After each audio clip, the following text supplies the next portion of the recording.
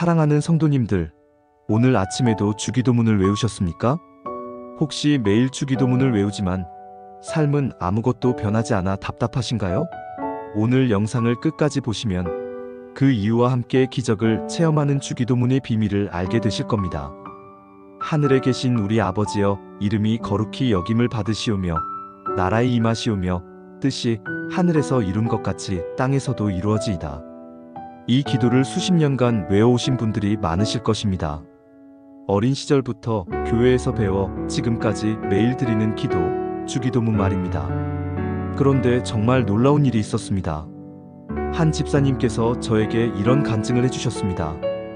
80세가 넘은 그분은 70년 넘게 주기도문을 외워왔다고 하셨습니다. 하루도 빠짐없이 습관처럼 외워온 기도였습니다. 그런데 작년 어느 날 평소처럼 주기도문을 외우던 중에 갑자기 한 단어에서 마음이 멈춰섰다고 하셨습니다. 그 단어가 무엇이었을까요? 바로 뜻이라는 단어였습니다. 뜻이 하늘에서 이룬 것 같이 땅에서도 이루어지이다. 70년 넘게 수없이 반복했던 이 구절에서 그날따라 뜻이라는 한 단어가 마치 번개처럼 마음을 찔렀다고 하셨습니다. 그 순간 성령님께서 이 단어의 깊은 의미를 깨닫게 해주셨다고 합니다. 그리고 그 깨달음 이후로 그분의 삶에 놀라운 변화들이 시작되었습니다. 오랫동안 해결되지 않았던 가족 문제들이 하나씩 풀리기 시작했습니다. 건강도 좋아지고 마음의 평안도 찾았으며 무엇보다 하나님과의 관계가 완전히 새로워졌다고 간증하셨습니다. 도대체 뜻이라는 한 단어에서 무엇을 발견한 것일까요? 70년 넘게 매일 외우면서도 놓쳤던 그 비밀이 무엇일까요? 혹시 사랑하는 성도님들도 매일 주기도문을 외우면서도 그 깊은 의미를 놓치고 계시는 것은 아닐까요? 어쩌면 우리는 너무 익숙해져서 그냥 지나치고 있는 것은 아닐까요? 오늘 이 시간에는 주기도문 속 뜻이라는 단어가 가진 놀라운 비밀을 함께 파헤쳐 보겠습니다. 이 한 단어의 참된 의미를 깨달을 때 4가지 놀라운 변화가 여러분의 삶에 일어날 것입니다. 첫째, 하나님의 뜻을 분별하는 영적 눈이 열리게 됩니다. 지금까지 막막하고 답답했던 인생의 선택들이 명확해질 것입니다. 어떤 길로 가야 할지, 어떤 결정을 내려야 할지 하나님의 뜻이 선명하게 보이기 시작할 것입니다. 둘째, 내 뜻이 아닌 하나님의 뜻에 순종하는 힘을 얻게 됩니다. 지금까지 하나님의 뜻은 알겠는데 순종하기 어려웠던 분들이 계실 것입니다. 하지만 이 비밀을 알게 되면 순종이 어려운 일이 아니라 기쁨이 되는 경험을 하게 될 것입니다. 셋째, 하나님의 뜻 안에서 참된 평안과 기쁨을 발견하게 됩니다. 세상 것들로는 채울 수 없었던 마음의 공허함이 완전히 사라지고 어떤 상황에서도 흔들리지 않는 평안을 누리게 될 것입니다.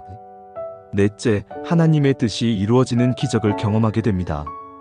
불가능해 보였던 일들이 가능해지고 막혔던 길들이 열리며 상상할 수 없었던 축복들이 연달아 임하는 놀라운 역사를 경험하게 될 것입니다.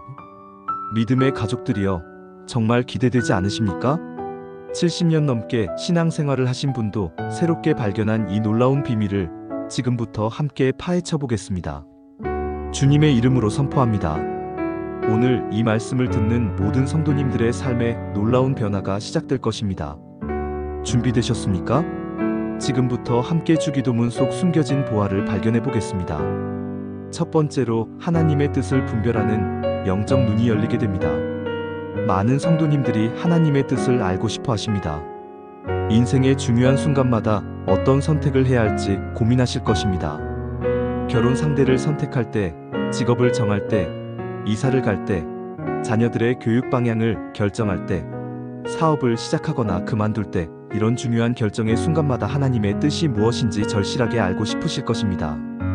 그런데 주기도문에서 말하는 뜻이라는 단어의 원어를 자세히 살펴보면 정말 놀라운 사실을 발견하게 됩니다. 헬라어로 델레마라고 하는 이 단어는 우리가 일반적으로 생각하는 의지나 소원의 차원을 훨씬 뛰어넘습니다. 이것은 하나님의 절대적이고 완전하며 영원한 계획과 목적을 의미합니다. 단순히 하나님께서 원하시는 것이 아니라 하나님께서 창세전부터 계획하시고 예정하신 완전한 설계도를 말하는 것입니다. 마태복음 6장 10절에서 예수님께서 가르치신 이 기도를 다시 한번 깊이 묵상해 보겠습니다. 뜻이 하늘에서 이룬 것 같이 땅에서도 이루어지이다. 여기서 핵심은 하늘에서 이룬 것 같이라는 표현입니다. 하늘에서는 하나님의 뜻이 어떻게 이루어집니까? 완전히, 즉시, 기쁨으로, 의심 없이, 온전히 이루어집니다. 천사들이나 하늘의 존재들은 하나님의 뜻에 대해 의심하지 않습니다. 망설이지도 않고 지연시키지도 않으며 자신의 생각을 앞세우지도 않습니다. 그들은 하나님의 뜻을 완전히 신뢰하고 즉시 순종합니다. 시편 103편 20절에서는 이렇게 기록하고 있습니다. 능력이 있어 여호와의 말씀을 행하며 그의 말씀의 소리를 듣는 여호와의 천사들아 여호와를 송축하라. 천사들은 하나님의 말씀을 듣는 순간 즉시 행합니다. 거기에는 지연이나 의심이 없습니다. 바로 이것이 하늘에서 이루어지는 하나님의 뜻의 모습입니다. 그런데 우리가 뜻이 하늘에서 이룬 것 같이 땅에서도 이루어지이다라고 기도할 때 우리는 이 땅에서도 하늘에서와 같은 방식으로 하나님의 뜻이 이루어지기를 간구하는 것입니다. 한 목사님이 이런 간증을 해주셨습니다. 그분은 30년간 목회를 해오시면서 늘 하나님의 뜻을 구한다고 생각했습니다. 중요한 결정을 내릴 때마다 기도했고 하나님의 인도하심을 구했습니다. 그런데 어느 날 주기도문을 드리다가 뜻이라는 단어에서 마음이 멈춰섰습니다. 성령님께서 이런 깨달음을 주셨습니다. 지금까지 자신은 하나님의 뜻을 구한다고 하면서도 사실은 자신의 계획에 하나님의 도장만 찍어달라고 기도했다는 것입니다. 이미 마음속으로는 방향을 정해놓고 하나님께서 그것을 승인해 주시기를 바라며 기도했다는 것을 깨달았습니다. 그것은 진정한 의미에서 하나님의 뜻을 구하는 것이 아니었습니다. 하나님의 뜻은 우리가 추측하거나 맞춰가는 것이 아닙니다. 하나님의 뜻은 이미 완전하게 존재하는 것이며 우리는 그것을 발견하고 받아들이기만 하면 되는 것입니다. 마치 이미 완성된 아름다운 그림이 있는데 우리는 그 그림을 보고 감탄하며 그대로 따라 그리기만 하면 되는 것과 같습니다. 그 깨달음 이후로 그분의 기도 생활이 완전히 바뀌었습니다. 이전에는 하나님께 자신의 계획을 말씀드리며 승인을 구했다면 이제는 하나님의 계획이 무엇인지를 먼저 물어보기 시작했습니다. 교회의 중요한 사업을 결정할 때도 개인적인 문제들을 해결할 때도 먼저 조용히 하나님 앞에 나아가서 하나님의 뜻이 무엇인지를 묻고 기다렸습니다. 그리고 놀랍게도 하나님의 인도하심이 이전보다 훨씬 명확해지기 시작했습니다. 교회 건축 문제로 고민하던 중에도 하나님의 분명한 인도하심을 받았습니다. 처음에는 큰 교회당을 지으려는 계획이 있었습니다. 성도들도 많이 늘어나고 있었고 재정적 여건도 어느 정도 마련된 상황이었습니다. 하지만 하나님의 뜻을 구하며 기도하던 중에 성령님께서 다른 방향으로 인도해 주셨습니다. 교회당을 크게 짓는 대신 여러 개의 작은 교회를 개척하라는 음성이었습니다. 처음에는 이해하기 어려웠지만 순종하기로 했습니다. 그 결과 지금까지 15개의 교회가 개척되었고 수많은 영혼들이 구원받는 놀라운 역사가 일어났습니다. 만약 자신의 계획대로 큰 교회당만 지었다면 이런 놀라운 열매는 없었을 것이라고 간증하셨습니다. 또 다른 집사님의 간증도 있습니다. 그분은 사업상 중요한 결정을 내려야 하는 상황에 처해 있었습니다. 큰 투자를 받아서 사업을 확장할 기회가 왔는데 조건도 좋고 전망도 밝아 보였습니다. 상식적으로 생각하면 당연히 받아들여야 할 제안이었습니다. 하지만 주기도문을 통해 하나님의 뜻을 구하는 법을 배운 후 이 문제도 하나님께 먼저 물어보기로 했습니다. 며칠간 금식하며 기도했습니다. 그런데 기도하는 중에 마음에 평안이 오지 않았습니다. 오히려 불안한 마음이 계속 들었습니다. 좀 더 기도하며 기다렸습니다. 그러던 중에 성경 말씀을 통해 하나님께서 답을 주셨습니다. 잠언 27장 14절 말씀이었습니다. 아침에 큰 소리로 그의 이웃을 축복하면 도리어 저주같이 여기게 되리라. 이 말씀을 통해 지금 당장은 좋아 보이지만 결국에는 해가 될 일이라는 깨달음이 왔습니다. 그래서 그 제안을 거절했습니다. 주변 사람들은 모두 말렸습니다. 그런 좋은 기회를 놓치다니 어리석다고 했습니다. 하지만 몇 달 후에 그 투자업체가 큰 사기 사건에 연루되어 파산하는 일이 벌어졌습니다. 만약 그 제안을 받아들였다면 자신도 그 사건에 휘말려서 큰 손실을 입었을 것이라고 하셨습니다. 하나님의 뜻을 구하고 그 뜻에 순종했기 때문에 큰 어려움을 피할 수 있었던 것입니다. 사랑하는 성도님들, 하나님의 뜻은 항상 우리에게 최선입니다. 때로는 우리가 이해하기 어려울 수도 있고 당장 눈에 보이는 유익과 다를 수도 있습니다. 하지만 하나님께서는 우리보다 훨씬 많이 아시고 우리보다 더 사랑하십니다. 하나님의 뜻은 우리를 해롭게 하려는 것이 아니라 우리를 유익하게 하려는 것입니다. 예레미야 29장 11절에서 하나님께서는 이렇게 말씀하셨습니다. 여호와의 말씀이니라. 너희를 향한 나의 생각을 내가 아나니 평안이요 재앙이 아니니라. 너희에게 미래와 희망을 주는 것이니라. 하나님의 뜻은 우리에게 평안을 주고 미래와 희망을 주려는 것입니다. 우리가 하나님의 뜻을 구할 때 중요한 것은 진정한 마음으로 구하는 것입니다. 이미 마음을 정해놓고 하나님께 승인만 받으려는 자세가 아니라 정말로 하나님의 뜻이 무엇인지 알고 싶어하는 간절한 마음으로 구해야 합니다. 야고보서 4장 3절에서는 이렇게 말씀하고 있습니다. 구하여도 받지 못함은 정욕으로 쓰려고 잘못 구하기 때문이라. 우리가 하나님의 뜻을 구한다고 하면서도 사실은 자신의 정욕과 욕심을 위해 구한다면 응답받을 수 없습니다. 하지만 진정으로 하나님의 영광을 위하고 하나님의 뜻을 알기 원하는 마음으로 구한다면 반드시 응답해 주십니다. 요한일서 5장 14절과 15절에서 사도 요한은 이렇게 확신 있게 말씀했습니다. 그를 향하여 우리가 가진 바 담대함이 이것이니 그의 뜻대로 무엇을 구하면 들으심이라. 우리가 무엇이든지 구하는 바를 들으시는 줄을 안즉 우리가 그에게 구한 그것을 얻은 줄을 또한 아느니라. 하나님의 뜻대로 구하면 반드시 들으신다는 약속입니다. 그렇다면 우리는 어떻게 하나님의 뜻을 알 수 있을까요?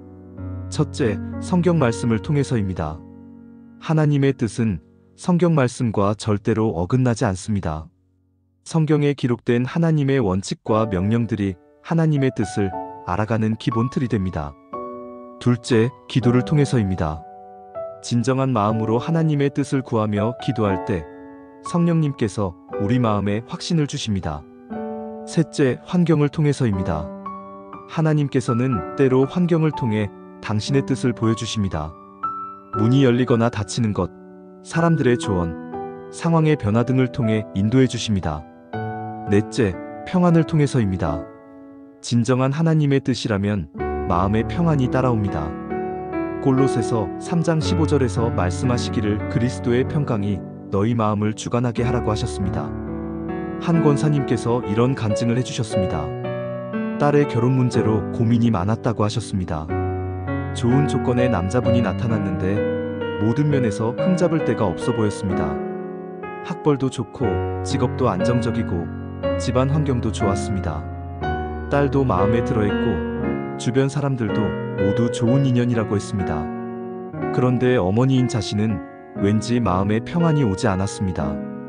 이유를 알 수 없었지만 계속 불안한 마음이 들었습니다.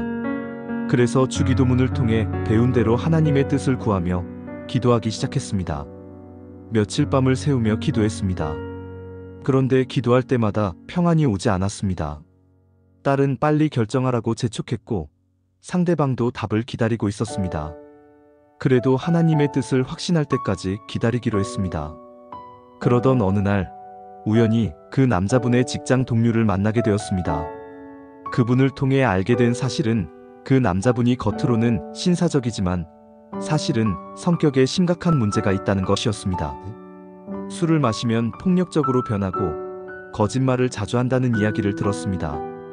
그제서야 왜 마음에 평안이 오지 않았는지 알게 되었습니다. 하나님께서 미리 경고해 주신 것이었습니다. 그래서 그 결혼을 반대했고 딸은 처음에 서운해했지만 나중에 진실을 알게 되면서 어머니의 기도를 감사하게 되었습니다. 몇 달 후에 정말 좋은 믿음의 남자분을 만나서 행복한 결혼을 했습니다. 그분은 이렇게 간증하셨습니다. 하나님의 뜻을 구하는 법을 배우지 못했다면 딸이 평생 후회할 뻔했다고 말입니다. 하나님께서 우리보다 앞서 모든 것을 아시고 가장 좋은 길로 인도해 주신다는 것을 확신하게 되었다고 하셨습니다. 사랑하는 성도님들, 하나님의 뜻은 숨겨져 있는 것이 아닙니다.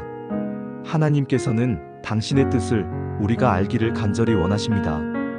다만 우리가 진정으로 그 뜻을 구하고 받아들일 마음의 준비가 되어 있는지가 중요합니다. 주기도문을 드릴 때마다 이 사실을 기억하십시오. 뜻이 하늘에서 이룬 것 같이 땅에서도 이루어지이다라고 기도할 때 정말로 하나님의 뜻을 알고 싶어하는 간절한 마음으로 기도하십시오. 그러면 하나님께서 반드시 당신의 뜻을 보여주실 것입니다. 하나님의 뜻을 분별하는 영적 눈이 여러분에게 활짝 열리기를 주님의 이름으로 축복합니다. 두 번째로 내 뜻이 아닌 하나님의 뜻에 순종하는 힘을 얻게 됩니다. 하나님의 뜻을 아는 것과 그 뜻에 순종하는 것은 전혀 다른 차원의 문제입니다. 많은 성도님들이 이런 고민을 토로하십니다. 하나님의 뜻은 알겠는데 순종하기가 너무 어렵다는 것입니다. 특히 하나님의 뜻이 자신의 생각이나 계획과 정반대일 때는 더욱 그렇습니다. 머리로는 하나님의 뜻이 옳다는 것을 알겠는데 마음이 따라가지 않는다는 분들이 많으십니다. 그런데 주기도문에서 뜻이 하늘에서 이룬 것 같이 땅에서도 이루어지이다라고 기도할 때 우리는 순종의 비밀을 발견하게 됩니다. 여기서 핵심은 하늘에서 이루어지는 순종의 모습을 이 땅에서도 경험하게 된다는 것입니다. 하늘에서는 어떻게 하나님의 뜻에 순종할까요? 강제로 억지로 순종하는 것이 아니라 기쁨과 즐거움으로 순종합니다. 의무감이나 부담감이 아니라 사랑과 감사로 순종합니다. 이것이 바로 우리가 이 땅에서도 경험해야 할 순종의 모습입니다. 예수님께서 친히 보여주신 순종의 모범을 깊이 묵상해 보겠습니다. 마태복음 26장 39절에서 예수님께서는 겟세마네 동산에서 이렇게 기도하셨습니다. 내 아버지여, 만일 할만하시거든 이 잔을 내게서 지나가게 하옵소서. 그러나 나의 원대로 마옵시고 아버지의 원대로 하옵소서. 여기서 원이라는 단어가 바로 주기도문의 뜻과 같은 의미입니다. 예수님도 인간으로서 십자가의 고통을 피하고 싶은 마음이 있으셨습니다. 그것은 당연한 인간의 감정이었습니다.